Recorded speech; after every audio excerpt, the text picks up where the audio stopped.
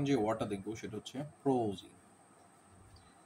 এই শব্দের অর্থ হচ্ছে নিরস,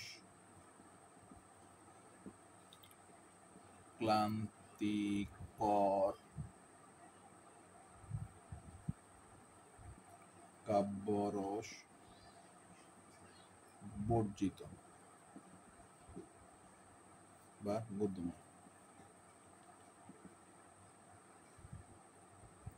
তাহলে এটা ছিল আমার প্রোজি মিনিং। তো এটার আমরা একটা উদাহরণ দেখতে পারি, সেটা হচ্ছে দ্য সার্জিয়ন began to speak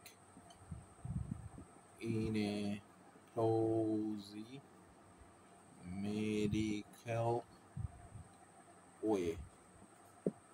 তাহলে প্রোজি শব্দের অর্থ নিরস বা ক্লান্তিকর, কাব্যরস বর্জিত, গদ্যময়। The surgeon began to speak in a prosy medical way। প্রোজি, এই প্রোজির কয়েকটা আরো মিনিং থাকতে পারে, সেটা হচ্ছে